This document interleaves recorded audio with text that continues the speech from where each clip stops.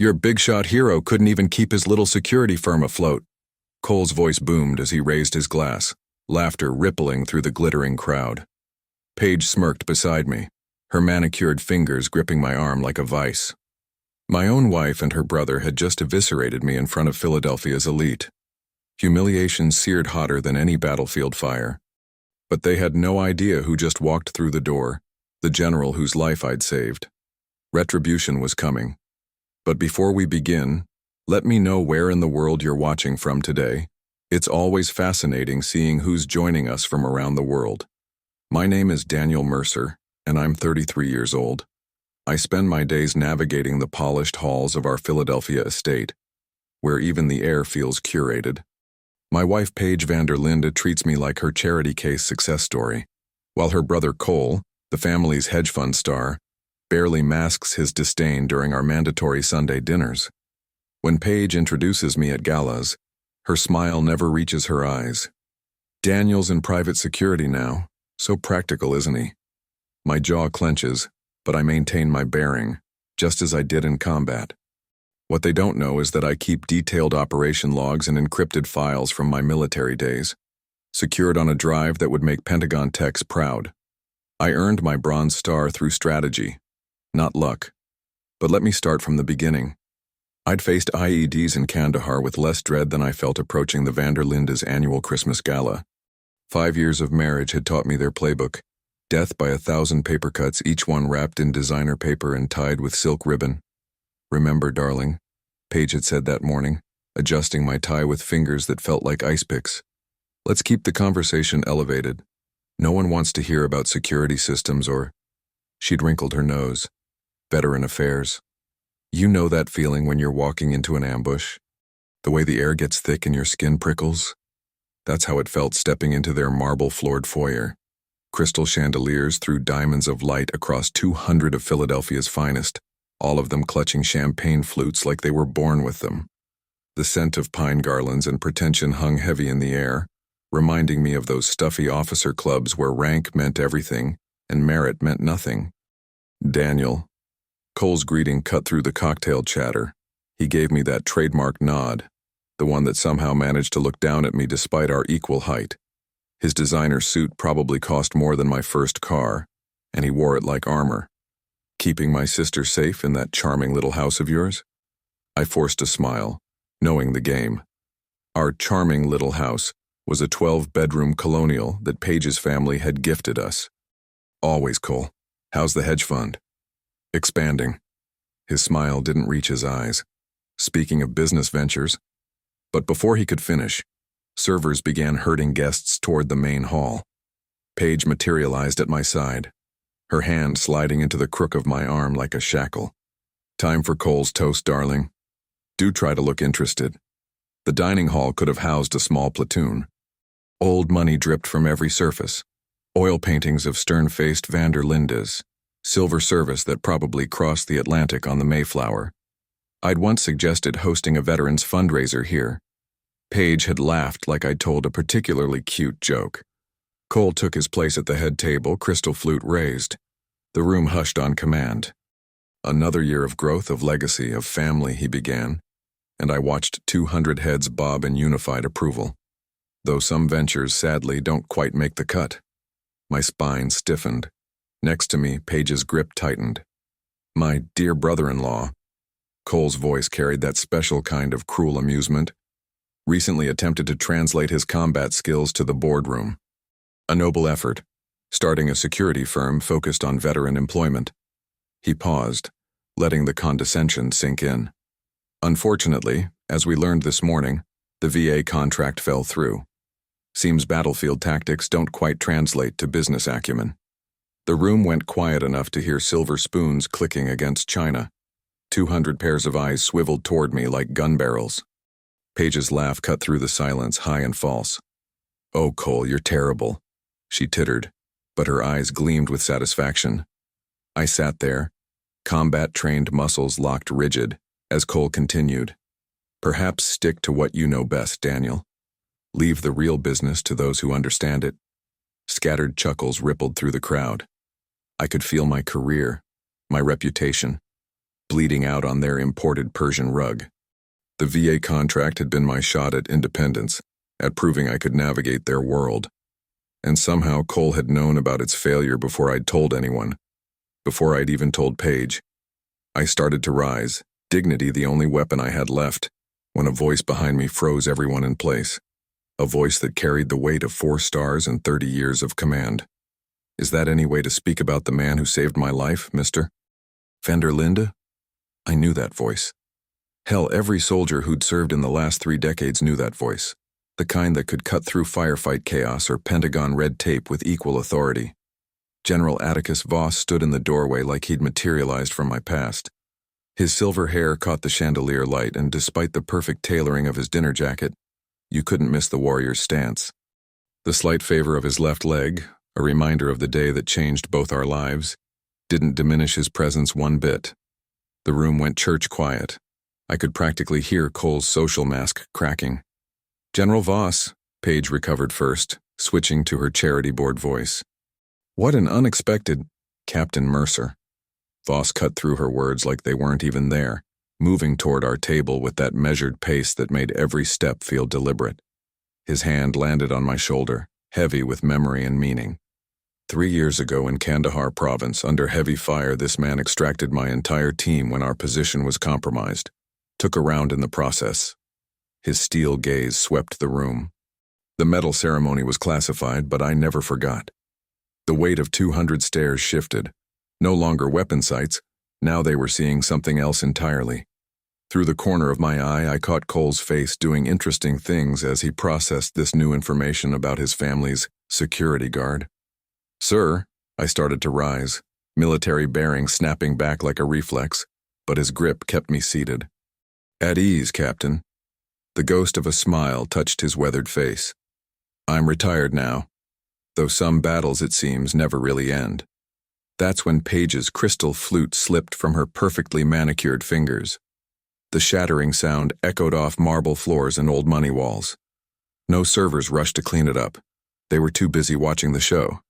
Such a shame about the VA contract, Voss continued, his tone making it clear he knew exactly what game was being played. Bureaucracy can be its own kind of warfare. But then, you know all about adapting to new battlefields, don't you, Captain? I felt Paige go rigid beside me. The last time I'd seen the general was during a classified debrief, both of us still carrying desert sand in our clothes. Now here he was, casually detonating social bombshells in the heart of van der Linde territory. If you'll excuse us, Voss addressed the room at large. I need to borrow the captain for a moment. Military business. He somehow made those 2 words sound both casual and classified. Outside, December air bit through my dinner jacket. Snow was starting to fall, fat flakes catching in the security lights.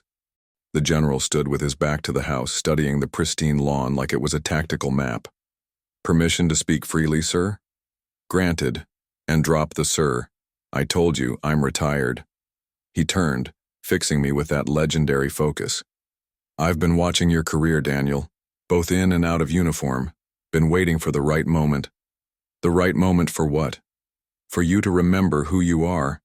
He gestured at the mansion behind us. All this? It's not your battlefield, never was. I've got a situation that needs a specific kind of soldier.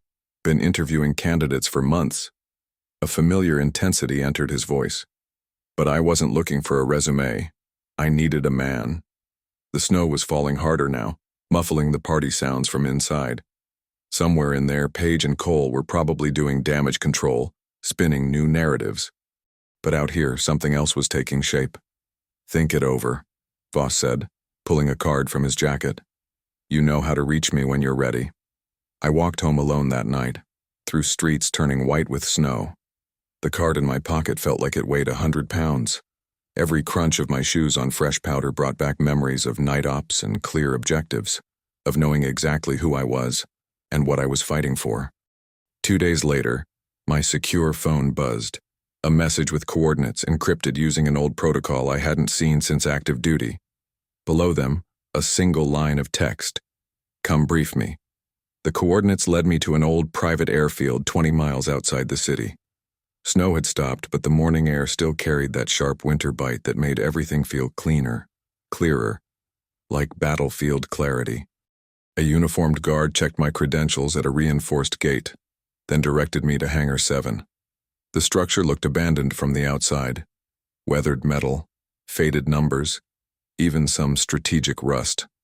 But I noticed the fresh tire tracks in the gravel, the high-end security cameras disguised as old floodlights. This wasn't abandoned. It was camouflaged. Inside, the space had been converted into what I can only describe as a war room. Banks of monitors lined one wall, displaying everything from stock tickers to surveillance feeds. A central conference table held detailed schematics and what looked like personnel files. The air hummed with servers and purpose. Welcome to Vostech's real headquarters. The general emerged from a side office, dressed in civilian clothes but radiating that same command presence. What do you see, Captain? You know that moment when you realize you're being tested? I did a slow scan of the room, letting my security background take point. I see a fortress disguised as a junkyard. Military-grade encryption on those terminals. At least 3 layers of physical security before anyone reaches this room. I gestured to the cameras. And enough surveillance to make the NSA jealous.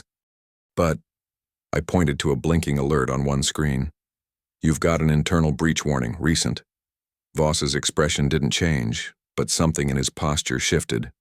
Approval, maybe. 4 days ago, someone copied classified project files to an unauthorized device. Our systems caught it, but the damage was done. He moved to the central table, tapping a folder. The data signature matches previous attempts. We're dealing with a coordinated infiltration. Corporate espionage. With national security implications. He spread out several documents. Vostech develops battlefield communication systems. Next-gen stuff that could revolutionize how we protect our troops. We're on track for $200 million in defense contracts. His jaw tightened. Unless our competitors can prove we can't secure our own technology. The pieces started clicking. And you think it's an inside job. We know it is. Voss pulled up a security log on the nearest screen. The breach originated from a terminal with executive access. But here's where it gets interesting. Another keystroke brought up a familiar face. Recognize him? Cole van der Linde's corporate headshot stared back at me. My brother-in-law looking every bit the smug hedge fund prince he was. His firm represents one of our biggest competitors, Voss continued. They've been trying to force a hostile takeover for months.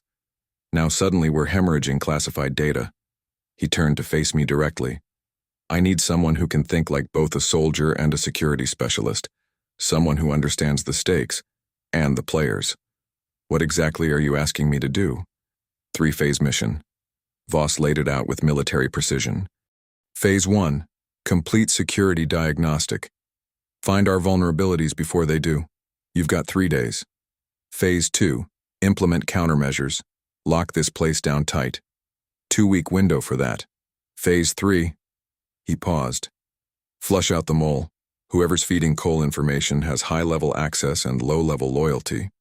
I studied the breach data, professional instincts already mapping out entry points and weak spots. Timeline's tight. Has to be. In 2 weeks we undergo federal security review. If we fail, we lose the contracts. Voss's voice carried that same quiet intensity from deployment briefings. I'm not asking for a miracle, Captain. I'm asking for what you do best. Protect what matters from people who think rules don't apply to them.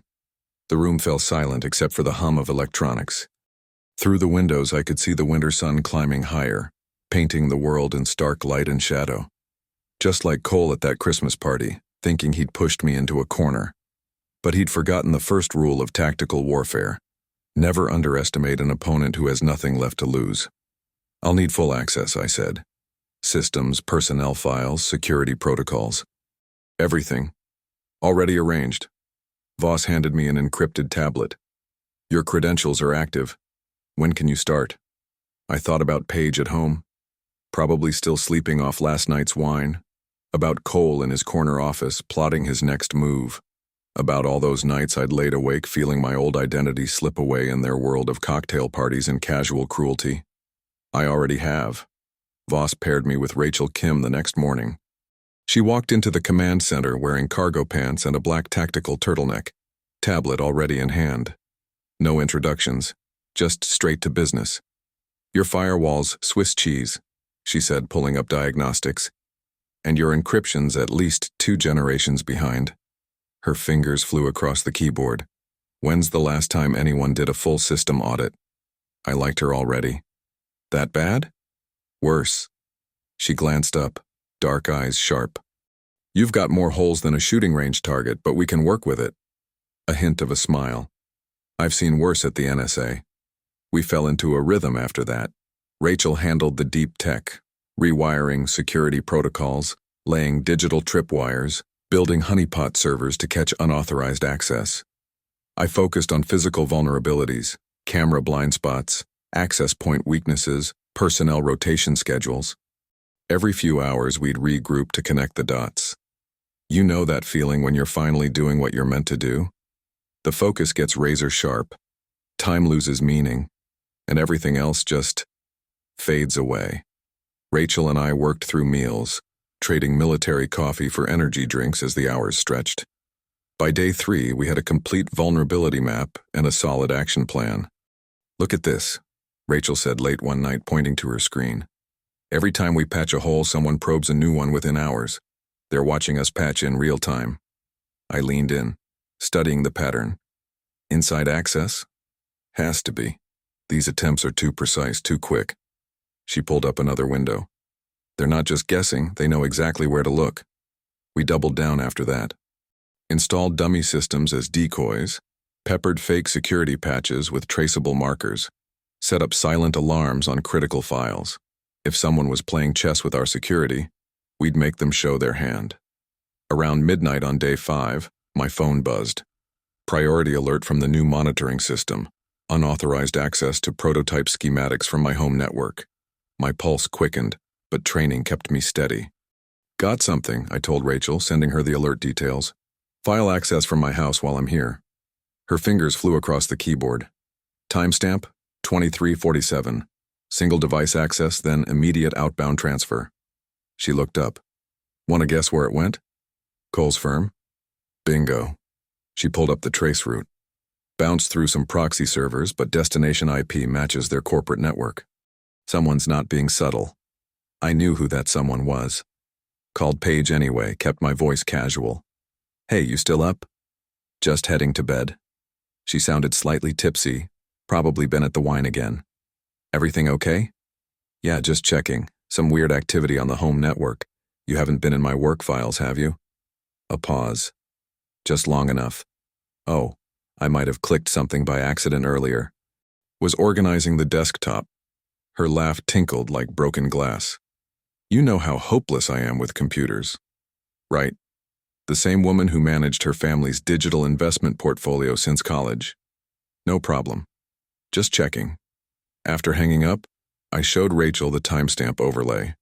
2347, file accessed, copied, and sent in under 2 minutes. No random clicks there. "Want me to lock down your home system?" Rachel asked. "No." I thought about Paige's calculated accident, about Cole's smug certainty at the Christmas party. Let's give them something more interesting to find. "Can you set up a special feed?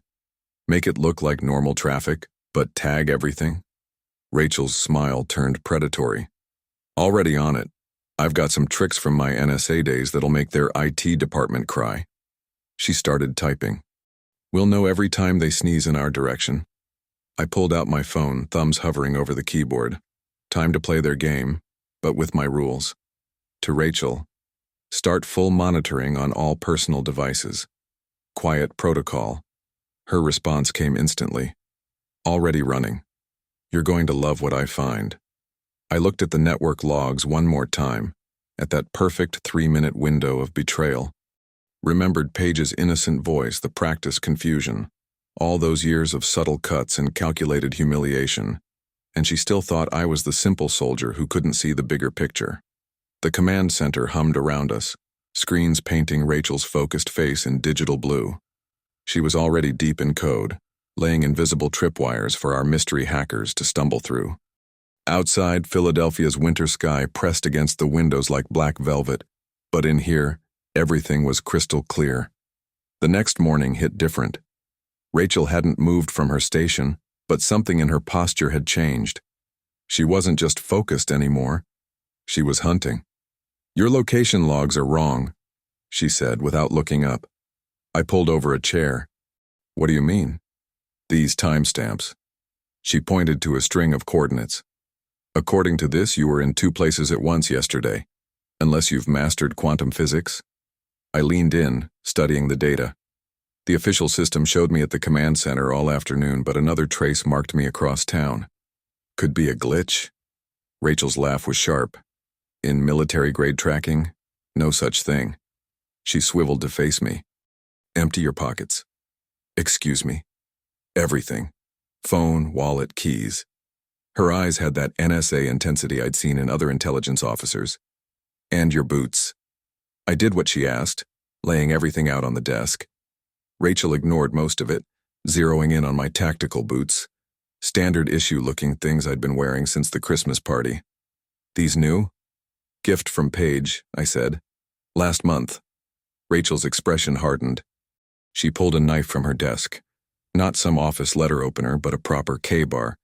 And before I could protest, she'd sliced into the left heel. "There it is." She extracted something barely bigger than a grain of rice. "Second tracker. Military grade, running on its own frequency." She held it up to the light. "This isn't amateur hour surveillance. Someone's playing a long game." My stomach clenched.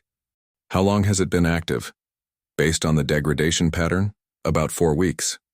She crushed it under her boot heel. "They've been logging your every move, comparing it against the official system data, looking for discrepancies. They wanted proof I was working here. More than that." Rachel pulled up another screen.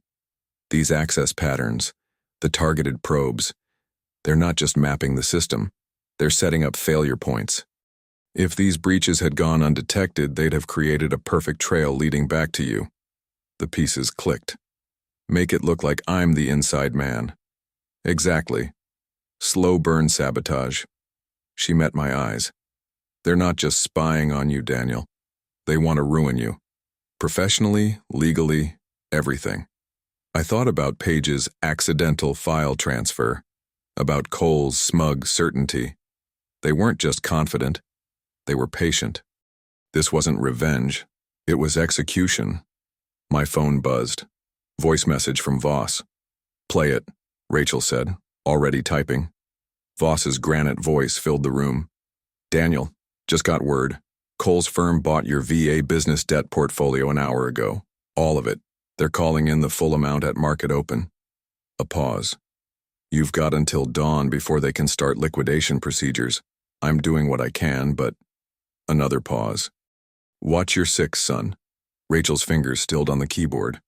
"How much do they own?" "Everything." The weight of it hit me then. Building lease, equipment contracts, employee benefits. I'd leveraged it all, trying to save the company. By sunrise, they can strip it clean. They won't wait for sunrise. Rachel was already pulling up financial tracking programs. Cole's firm specializes in hostile takeovers. They'll have the paperwork ready to file the second markets open. 5 years of building something honest, something that helped other vets find their footing, gone in one calculated strike. And Paige had known, had probably helped plan it, choosing the perfect moment to spring the trap. "Options?" I asked, falling back on tactical training. 3. Rachel started typing again. 1. We try to block the filing legally. Probably fail. 2. We scramble for emergency funding. Definitely fail. She glanced at me. 3. We let them think they've won, then hit back harder. How? Because they're not just greedy, they're arrogant.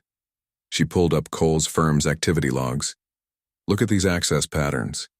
They're so focused on destroying you, they're getting sloppy with their own security." A predatory smile crossed her face. "Want to see what else they've been hiding?" I studied the data, scrolling past, remembering every subtle cut, every calculated humiliation. "Show me everything." I hit the debt servicing office the second it opened, my mind running combat scenarios, negotiate terms, buy time, find leverage. The usual morning crowd shuffled through security while I strode straight to the clerk's window, military ID ready. Daniel Mercer. I'm here about the VA business portfolio transfer.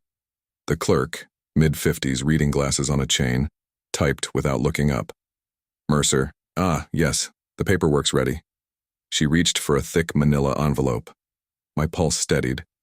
Good. Paperwork meant room to maneuver.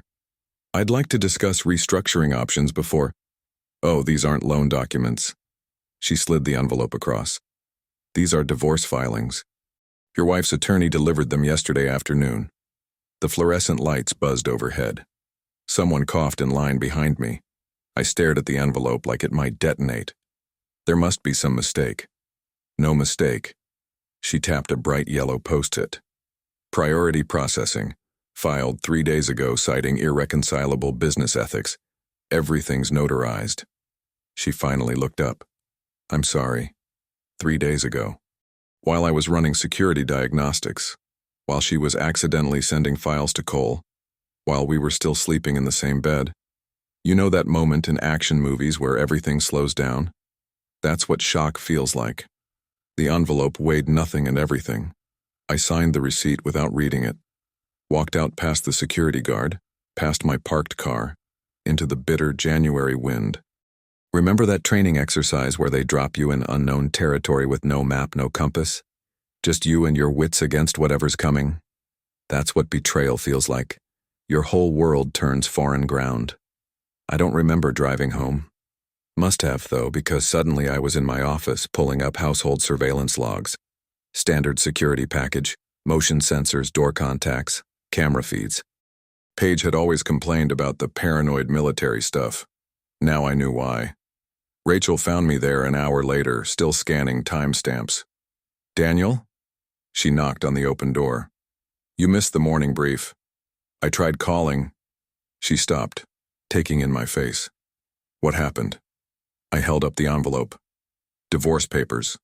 Filed 3 days ago. Jesus. She crossed to my desk. Let me see the logs. Already looking. But the system got wiped 2 nights ago. Complete overwrite. Amateur move.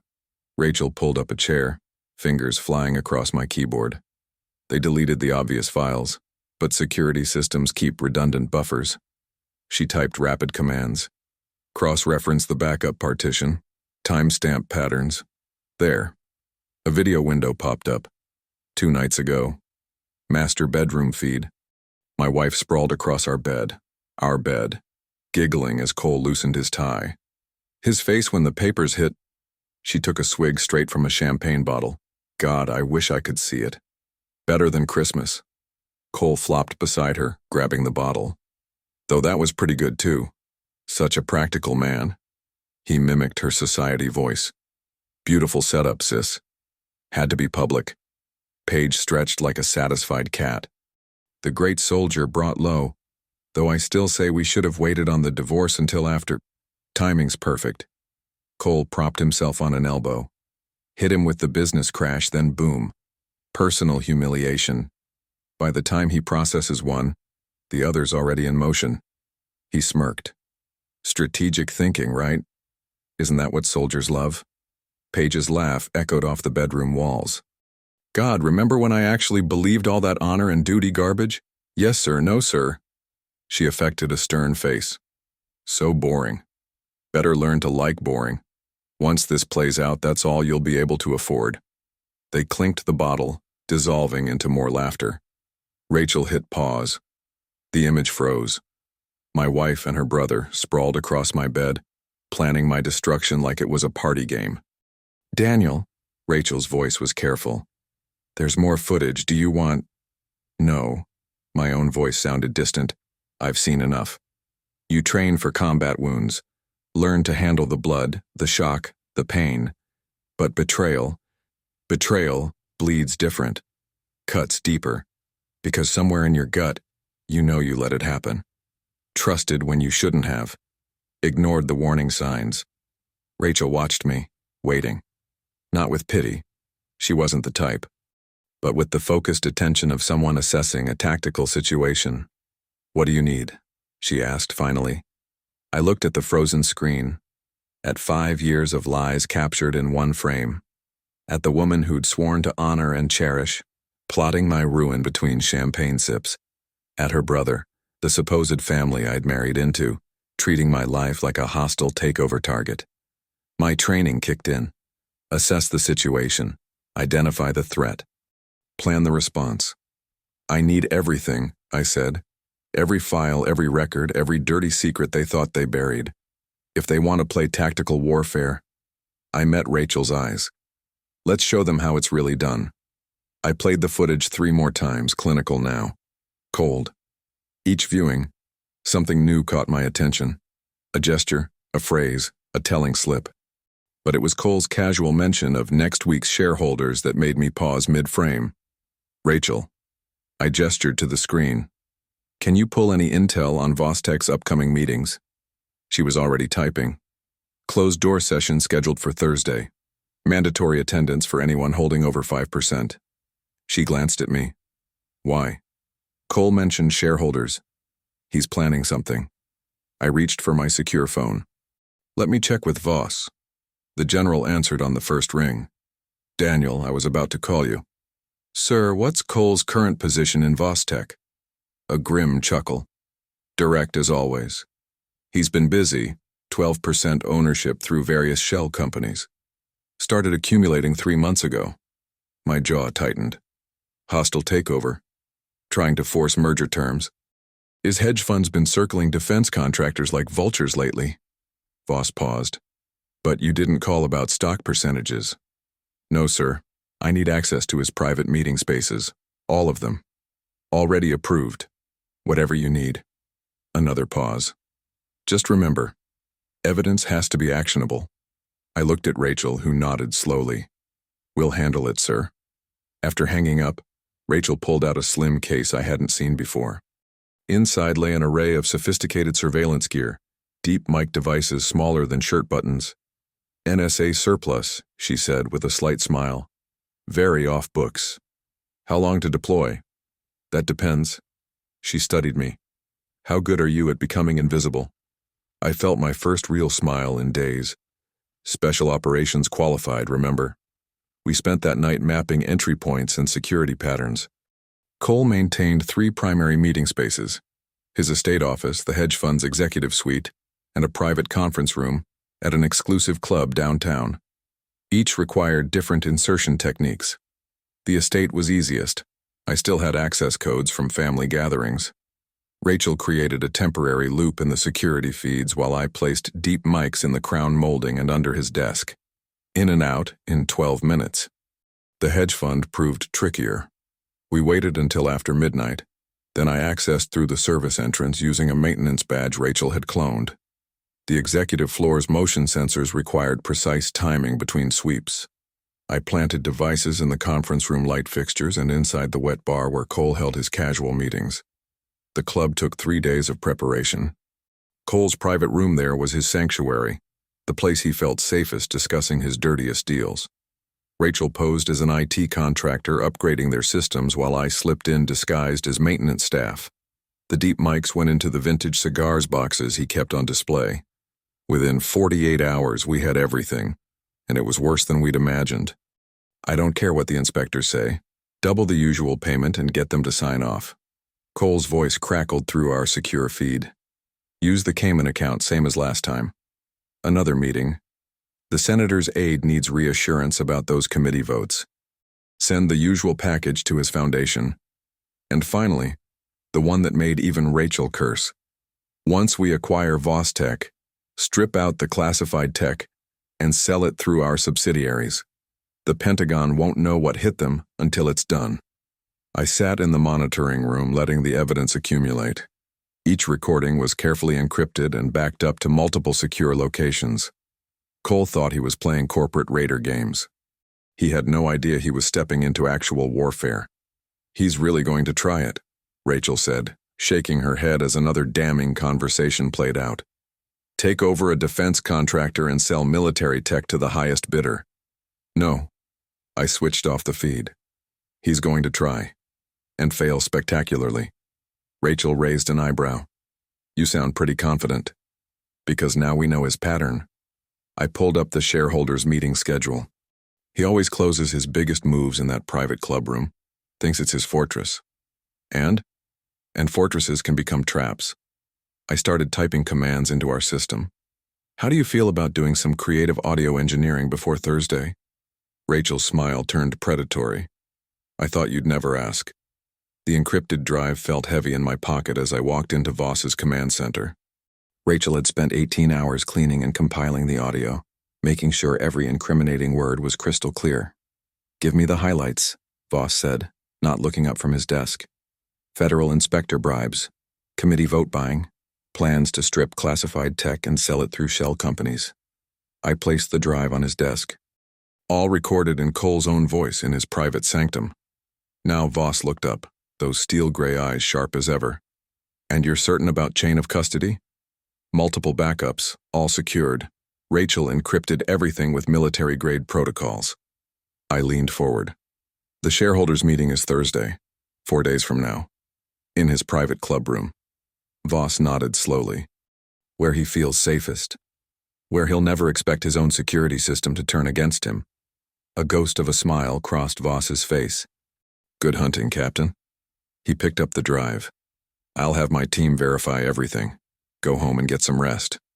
But home wasn't exactly home anymore. As I pulled up to my townhouse, the one I'd inherited from my grandfather, I spotted 3 cars parked out front. One was Paige's Mercedes. The others belonged to the family's legal team. I didn't rush, just walked up the steps like any other day, key in hand. Before I could reach the door, it swung open. Paige stood there, 2 suited lawyers flanking her like honor guards. Daniel. Her smile was arctic. I assumed you'd be elsewhere by now. My house, my schedule. I moved to step past them. The older lawyer cleared his throat. Actually, Mr. Mercer, under Section 7 of your prenuptial agreement, all inherited properties revert to Mrs. van der Linde's control upon dissolution of marriage due to business ethics violations. Remember that old saying about seeing red? It's real. For a second, my vision actually tinged crimson. They weren't just taking my marriage and reputation. They wanted my grandfather's legacy too. But before I could respond, sounds of movement came from inside. Paige spun around, her perfect composure cracking. What's going on? Who's in there? We all stepped into the foyer to find 4 men in tactical gear efficiently packing items into a reinforced steel case. General Voss stood in the center of my living room, watching them work. General? Paige's voice rose an octave. What are you doing here? Securing evidence, Mrs. van der Linde. He didn't bother looking at her. Captain Mercer's service medals and associated documentation are now part of an ongoing federal investigation. The younger lawyer stepped forward. Investigation? Into what? Interstate fraud, securities violations, misappropriation of classified materials. Voss nodded to one of his men who handed me a thick manila envelope. Among other things, I held the envelope out to Paige. Your subpoena, Mrs. van der Linde. The federal prosecutors are especially interested in your role managing those Cayman accounts for your brother. She snatched the envelope, hands shaking slightly as she tore it open. Her face went from flushed to pale as she scanned the contents. This is absurd, she snapped. You can't possibly. We can and we have. Voss's voice could have frozen hell. Your brother's activities have triggered multiple federal investigations. As a material beneficiary of his illegal schemes, you'll be required to testify. The older lawyer tried to intervene. Now see here. No, you see here. Voss stepped forward, every inch the 4-star general. This property is now a secure location under federal protection. You have exactly 30 seconds to vacate before my team escorts you out. Paige looked at me, really looked at me, for the first time in months. I saw the moment she realized this wasn't just another social game she could manipulate. This was war, and she was losing. You'll regret this, she whispered. I already regret enough. I met her gaze steadily. The rest is up to the prosecutors. Her lawyers practically dragged her out already on their phones. The door closed behind them with a final sounding click. Nice timing, sir, I said to Voss. He shrugged. I figured they'd try something like this. Privileged people tend to overplay their hand. He gestured to the steel case, now sealed and ready for transport. Your metals are safe, and in 4 days, your name will be too. I watched his team carry out the case, thinking about Thursday's shareholders meeting. Cole would walk into that room expecting to cement his takeover. Instead, he'd find out just how badly he'd underestimated a simple soldier. The executive boardroom at Cole's hedge fund headquarters looked exactly like you'd expect. All mahogany panels and leather chairs, with that distinct smell of money and power. I'd slipped in with the last group of minority shareholders, just another face in a dark suit. Found my spot in the back row, against the wall where I could watch it all unfold. 10 minutes in, and Cole was doing what he did best, commanding attention. He stood at the podium like some Wall Street messiah, gesturing at projection screens filled with upward trending graphs and ambitious profit forecasts. Ladies and gentlemen, our acquisition strategy has positioned us perfectly for the defense sector's next evolution. His voice carried that practiced mix of authority and excitement. With our latest portfolio additions, including the promising Vostech startup, I felt the weight of my phone in my pocket, remembering those late-night recordings. The casual way he'd discussed breaking federal law like ordering dinner. The laughing conversations about destroying lives for profit margins. My jaw clenched, but I kept my expression neutral. Patience had gotten me this far. In the next quarter alone, our projected growth will exceed. A slight crackle came from the ceiling speakers. Right on schedule. Cole paused, frowning at the interruption. Then his own voice filled the room, crystal clear and unmistakable. The inspectors won't be a problem. We've got 3 of them on regular payroll already. A pause, then laughter. Hell, for what we're paying them, they'd probably help us burn the building down. The color drained from Cole's face. He grabbed for the podium mic. There seems to be some technical, but his recorded voice continued, drowning him out. The Vostech specs? Already copied and distributed. That idiot brother-in-law of mine won't know what hit him until it's too late. We'll strip the company bare before anyone realizes what happened. Chaos erupted in waves. First came the shocked murmurs, then shouts of outrage as more damning conversations played out. Cole's legal counsel, a sharp-faced woman in pearls, bolted for the door. 3 board members were already on their phones, likely calling their own lawyers. This is obviously some kind of manipulation, Cole shouted, but his voice shook.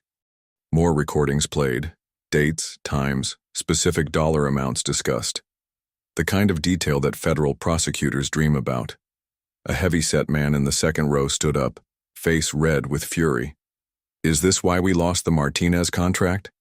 Because you were bribing federal officials? I demand an immediate investigation, called another shareholder, already typing furiously on his tablet. And a complete audit of all defense-related holdings. I stayed perfectly still, watching it all disintegrate. Cole's carefully constructed world of influence and intimidation crumbling in real time. He looked around wildly, probably searching for a friendly face or escape route. Instead, he found my steady gaze from the back row. The moment our eyes met, he knew exactly who had orchestrated his downfall. His face contorted with rage and he lunged away from the podium, shoving past stunned shareholders toward the side exit. But it was too late. The media crews Voss had tipped off were already gathering in the lobby. Every major financial network would have footage of Cole van der Linde fleeing his own shareholders' meeting, while evidence of federal crimes played overhead. Phones kept ringing. People shouted into cells and at each other. Through the glass walls, I could see security teams rushing down hallways. The trap had sprung perfectly, each component triggering exactly as planned. A silver-haired board member called for immediate executive suspension and asset freezes. Others demanded emergency closed-door sessions. The recording had stopped, but Cole's voice still echoed in the chaos he'd left behind. Casual admissions of corruption that would destroy everything he'd built. I stood slowly, straightening my tie. No one noticed as I slipped out through the main doors, past the growing crowd of reporters. My part here was done. The federal investigators Voss had contacted would handle the rest. In the lobby, a massive screen showed breaking news. Hedge fund scandal rocks defense sector. Below it, Cole's official corporate portrait smiled down at the chaos. That same smug grin he'd worn while destroying my business, my marriage, my reputation. Not anymore. The headlines hit like artillery strikes, one after another. I watched them cascade across my phone while sitting in Voss's temporary command center, each notification more devastating than the last. Breaking: federal agents raid major hedge fund offices. Defense contractor scandal rocks Wall Street. CEO Cole van der Linde named in federal probe. Rachel worked 3 screens simultaneously, monitoring the fallout. Channel 7's got helicopter footage of the FBI at their corporate headquarters, she said, not looking up. They're carrying out boxes of documents. I nodded, scrolling through my own feeds. The financial press was having a field day. Stock prices plummeting, emergency board meetings, panicked investors trying to distance themselves. Amazing how quickly an empire could crumble once the foundation cracked. My phone buzzed. A text from an old army buddy who'd gone into private banking. Your ex-sister-in-law just tried accessing the family trust accounts. Should have seen her face when the system locked her out. I could picture it. Paige, perfectly manicured and radiating entitlement, being told her billions had vanished. The van der Linde fortune, built over generations, was protected by what they'd called moral turpitude clauses. Any family member involved in criminal conspiracy forfeited their share automatically. Sir, Rachel's voice was sharp. Private air traffic alert, tail number matching one of Cole's shells, just filed an emergency flight plan from a small airstrip outside the city. I forwarded the details to Voss's team. Within 20 minutes, news alerts showed federal agents surrounding a Gulfstream on the tarmac. The footage was grainy but clear enough. Cole being led away in handcuffs, his tailored suit wrinkled, that arrogant mask finally cracking. Remember all those society galas, Cole? Where you'd introduce me as your sister's interesting choice? Karma's got a hell of a sense of timing. My secure line rang. Voss's voice was granite solid as ever. Both targets neutralized. Cole's in federal custody looking at multiple conspiracy charges. Paige's accounts are frozen pending investigation. The family board voted to invoke the morality clause. She's cut off completely. Understood, sir. I kept my tone professional, but satisfaction burned in my chest like good whiskey. The DA's office is particularly interested in those recorded conversations about bribing federal inspectors, Voss continued. Seems they've been building a case for months. Your evidence was the missing piece. Through the command center windows, I could see news vans gathering outside the building. Reporters hungry for any angle on the story. But they wouldn't find one here. Voss's security was absolute, and I'd learned long ago to stay invisible. My phone buzzed again. A message from Paige. You ruined everything. No, I thought. You did that yourself. You and Cole played your game of social warfare thinking my military background made me primitive, forgetting that soldiers understand strategy better than anyone. Sir, Rachel called out. You'll want to see this. She pulled up a live feed from the courthouse steps. Cole's legal team was making a statement, trying to spin damage control. Behind them, protesters waved signs about corporate corruption. The lawyers' carefully worded phrases couldn't hide the truth. Their client was going down hard.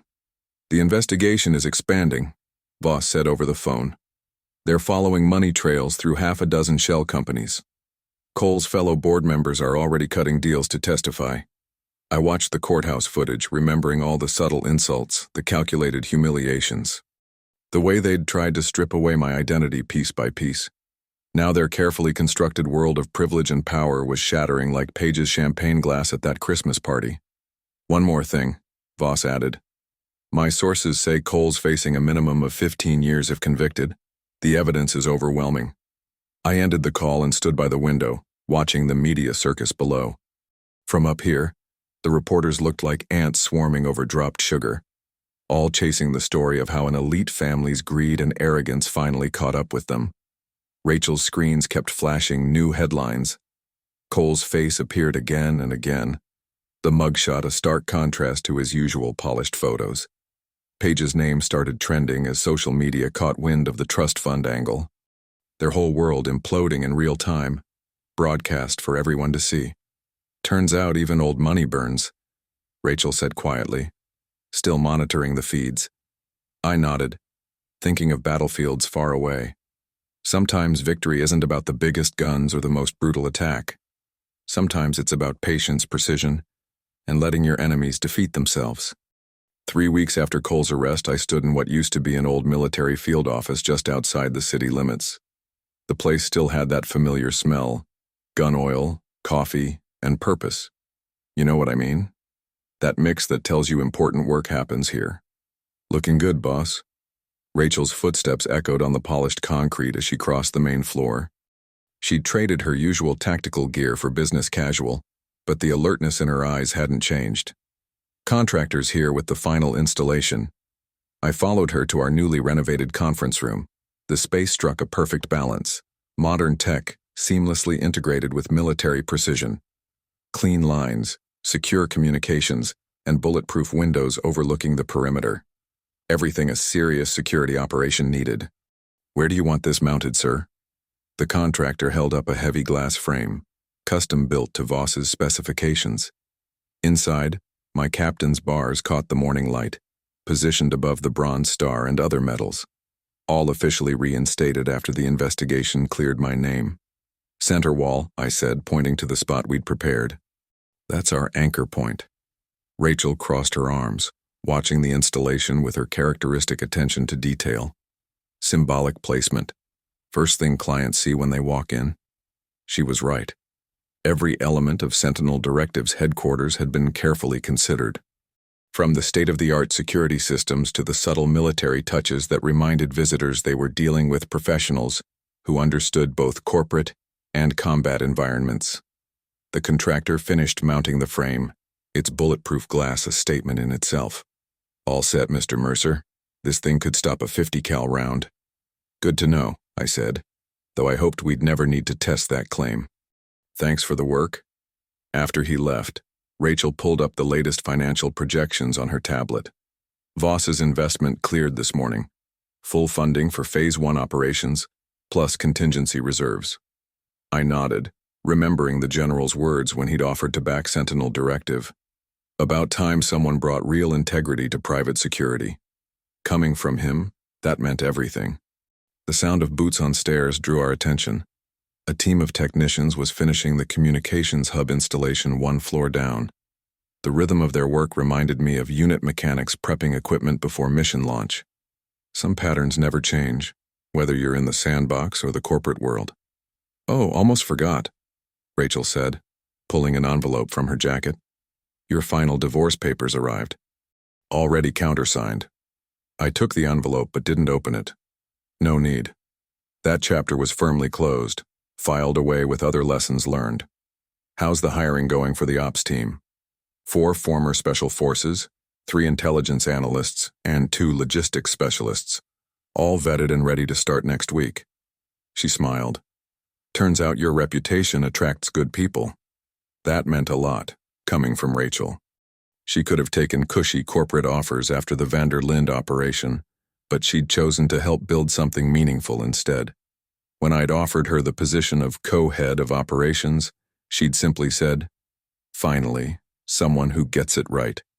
The afternoon sun hit the glass frame, making my captain's bars gleam. Not just medals now, but a reminder of principles worth fighting for. Integrity, loyalty, service. The values that had guided me through combat zones would now shape this company's future. Movement outside caught my eye, a black SUV pulling up to the gate, right on time. Voss had mentioned he might stop by to see the finished headquarters. Some said he'd retired, but men like him never really step away from the mission. They just find new ways to serve. "Shall we give the general a tour?" Rachel was already moving toward the stairs, efficient as always. I took one last look at the conference room, at what we'd built from the ashes of betrayal. Sentinel Directive wasn't just a security firm. It was a statement about who we were and what we stood for. No compromise, no shortcuts, no games. The security panel chimed, announcing Voss's arrival. Time to show him how his investment had transformed this old field office into something new. Something worthy of the trust he'd placed in us. "After you," I told Rachel, following her down to greet our first investor and longtime commander. The building hummed with purpose around us, ready for whatever challenges lay ahead.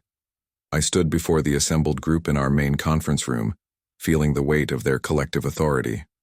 Deputy directors from Energy and Homeland sat alongside CEOs whose companies powered half the national grid. The The kind of people who didn't waste time on maybes. Threat matrices evolve, I said, clicking to the final slide. But principles don't. Every security breach we've analyzed this quarter started with someone choosing convenience over protocol. Someone deciding the rules didn't apply to them. A murmur of recognition rippled through the room. These people had seen it before. The corner cutting, the special exemptions, the quiet erosion of standards. I'd lived it. That's why Sentinel Directive doesn't just install systems, I continued. We install accountability. Every client gets the same ironclad standards, whether they're protecting nuclear facilities or corporate data centers. No exceptions, no matter who asks. Rachel, standing by the door, gave me a slight nod. She knew what those words cost me, what they'd taught us both. The room's climate control hummed softly, reminding me of tactical operations centers during long deployments. Same focused energy, different battlefield. Your preliminary reports are impressive, the Homeland Security Deputy Director said, leaning forward. Especially the penetration testing protocols. Very thorough. I caught his meaning. Word had spread about how we'd exposed Cole's operation, not the details, but enough to make people understand we knew our business. We test against real-world scenarios, sir, including insider threats. The Energy Department contingent exchanged glances.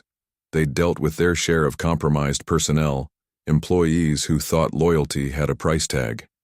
I'd learned that lesson in my own home, watching Paige and Cole plot my downfall over vintage wine and family silver. Questions? I asked, scanning the room. These weren't people who needed convincing. They'd already vetted us extensively. This meeting was about looking me in the eye, measuring the man behind the credentials. A CEO from a major defense contractor spoke up. Your team's background is impressive, but what makes you different from other firms run by former military? The question carried echoes of all those society gatherings where I'd been dismissed as just a soldier. But this time the answer came from a place of certainty, not defense. Because we understand that security isn't about hardware or software, I said. It's about people, their choices, their character. You can have the best systems in the world, but if you don't have people with integrity running them, I let that hang for a moment. We build human firewalls, not just digital ones. Heads nodded. They'd all seen technical solutions fail because someone inside the perimeter decided to play by their own rules. Someone like Cole, who'd thought his family name put him above consequences. As the group gathered their materials, several lingered to schedule follow-up meetings. Rachel handled the logistics with her usual precision, while I shook hands and exchanged cards. The energy in the room had shifted, from evaluation to collaboration. After the last client left, I walked to the glass frame mounted on the wall. The spotlights caught the edges of my captain's bars, creating a soft glow around the metals. 5 years ago, these had been hidden away in a folder like shameful secrets. Now they stood as silent witnesses to a different kind of victory. My reflection in the bulletproof glass showed a man I recognized again. Not the trophy husband at cocktail parties. Not the asset to be manipulated. Just a soldier who'd remembered his true mission. Rachel appeared at my shoulder, tablet in hand. 3 new contracts pending final signatures. Words getting around. I nodded, still looking at the medals. Remember when Voss said he'd been waiting for a man, not a resume? He knew what he was doing, she said. Some things you can't fake. Either you have the core or you don't. The building had grown quiet, that perfect stillness between operations. Somewhere below, our tech teams were prepping for tomorrow's client installations. Good people doing honest work. No games, no hidden agendas. I touched the glass briefly, feeling its solid presence. Everything that had happened, the betrayal, the calculated humiliation, the quiet fury of fighting back, had led to this moment. Not to destruction, but to creation. Not to revenge, but to restoration. Honors not given, I said softly, the words carrying absolute conviction. It's reclaimed. I believe stories like this find us for a reason. If this one touched you, please subscribe. I share a new one every day, and tomorrow's might be the one your heart's been waiting for.